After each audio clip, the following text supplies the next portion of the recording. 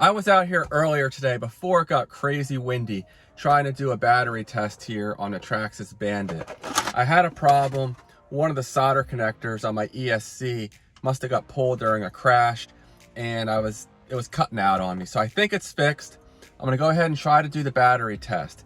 Now, those of you that watch my channel have seen this Bandit go as fast as 108 miles an hour on 4S. But today I really detuned it. And the reason why is I'm testing batteries 1300 to 1500 milliamp hour size that aren't suitable for running a 10 scale car. If I was to run the really tall speed run gearing on these batteries, it might actually damage the battery. It's not going to do the ESC any favors either. So what I did is I went ahead and I detuned the Bandit. I went all the way from my speed run gears down to the stock gearing. So what I have in here is a 76 tooth spur gear. I am using an Exotech slipper clutch delete here with the Traxxas 76 tooth pinion. I'm sorry, spur gear, and a 26 tooth spur gear. So on 3S with a full-size battery, it'll go 50 to 55 miles an hour with this setup, probably closer to 55.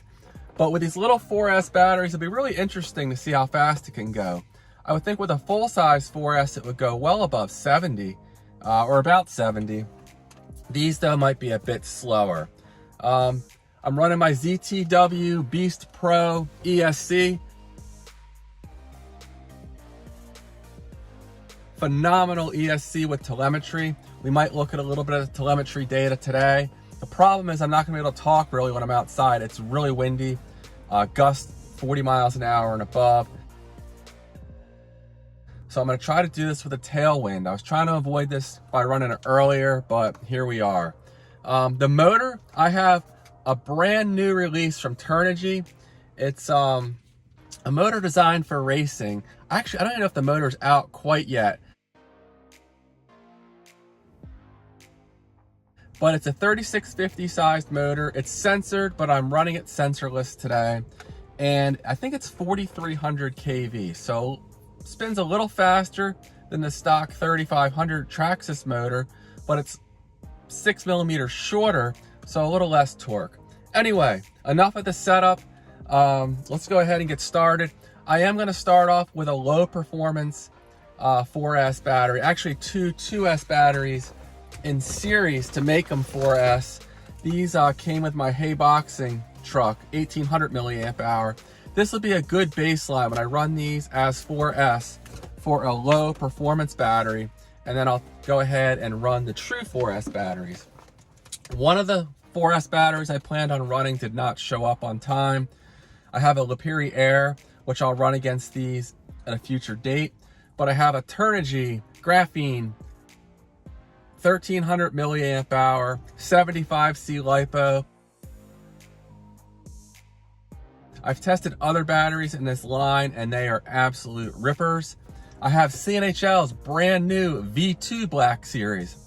This is a 1500 milliamp hour battery. They're claiming 130C. So we'll see if it outperforms this one. And then I also have a high voltage 4S battery. This one here, we'll just say it's a pre-production pack. I don't know how strong it is. I've tested it before and it seemed to be pretty solid, but I never had high performance packs to run it against. So we'll have these 3 high performance packs, and again, the one 2S pack in series, the 2 2S packs in series to mimic a low performance 4S battery. Again, I apologize for the wind noise. I'm gonna try to not talk too much outside because it's just gonna be nasty out there. But this is the only chance I've had this weekend to get out here. It was raining earlier on Saturday, and today's Sunday, and it's yeah, it's not ideal, but let's go ahead and get started. Stay tuned. I have the 2 batteries in here, and I'm also running my GNSS performance analyzer. Brand new, these things are awesome and should provide dead accurate speeds with quick refresh rates. So go ahead and get started. And as you can see, it's reading. And here we go. Easing into it.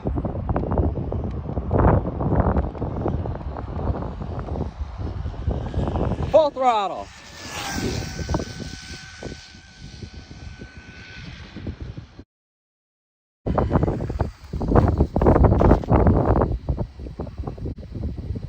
$67 miles an hour on the low performance batteries. I'll go ahead and do one more run.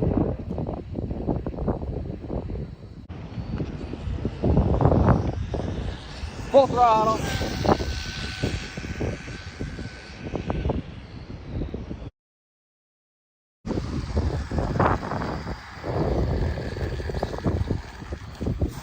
All right. 66 miles an hour. So there's our baseline. And as far as the telemetry data is concerned, almost 25,000 RPMs, minimum voltage 13.5 volts, and we pulled about 60 amps. Next up is the Turnigy Graphene 1300.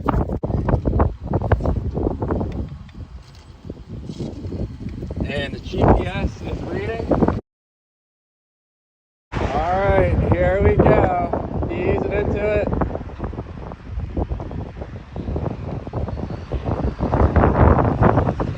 Full throttle.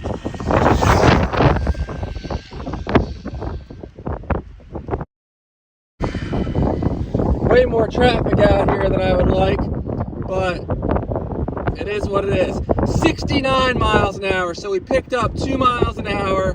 We'll do one more run.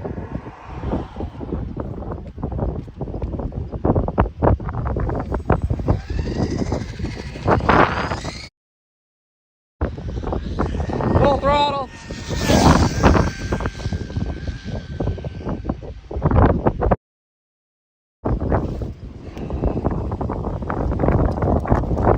$68 miles an hour. So these little batteries taper off really quickly, unfortunately. Very undersized for this application, but definitely a performance increase on that first run. And the telemetry data on the Turnigy, we spun almost 1,000 RPMs faster, and the voltage didn't dip quite as low. The original batteries were 13 point something. So there we go. Less voltage sag. Now I have the CNHL in here and the GPS is reading.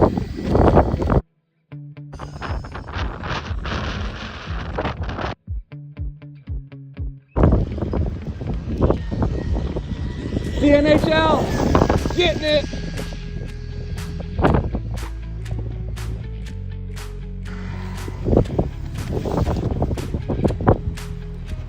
$73 miles an hour for the CNHL.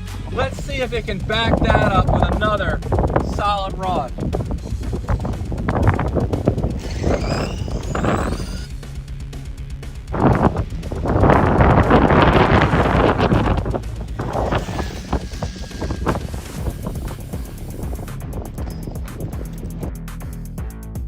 I had to get on the brakes a little early there, but let's see how we did. 73 miles an hour again.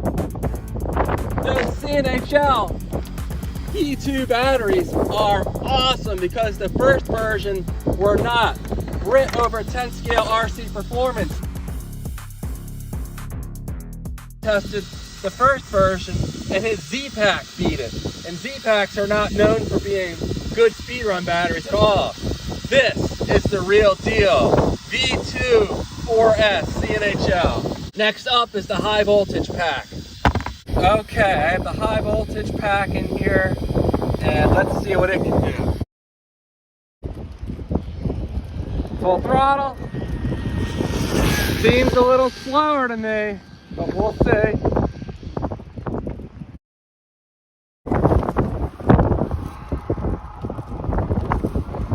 $69.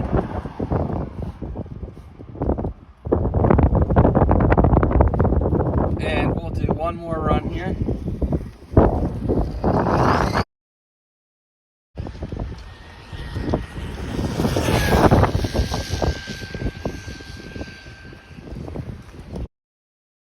And on that second run, okay, we're connected now. 70. So not bad. That's on par with the Turnigy, I suppose. I'm taking the fastest pack and charging it back up because I have another car I want to run it in. I'm going to speed run my DRC 1217 in a minute. Now the telemetry on the high voltage pack, 14.2 is the minimum. Volts, amps are similar. RPM was up there pretty good. Well, there we go. That was a lot of fun. The wind was crazy.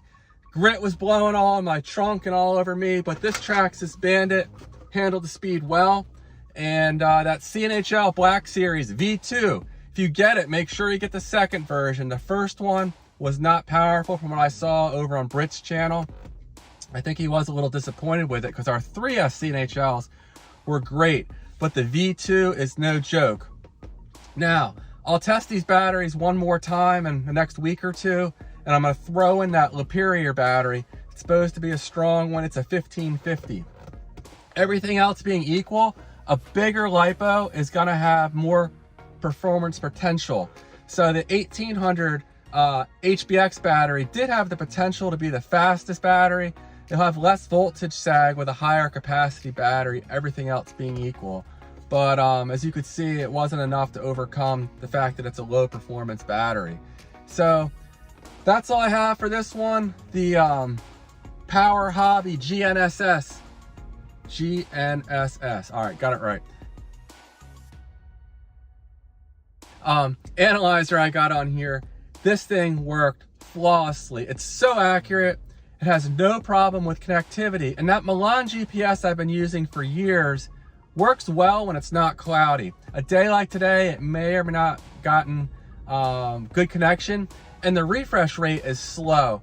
I'll do videos in the future where I show how that refresh rate is critical. This is refreshing 10 times a second. It's going boom, boom, boom, boom, boom. Just refreshing, getting those speeds. Whereas the Milan, if you're accelerating fast and you got to let off, you might lose 5 or 10 miles an hour compared to what this will display because it's just not refreshing quick enough. It's not picking up speed nearly as frequently as this one is. So I highly recommend this.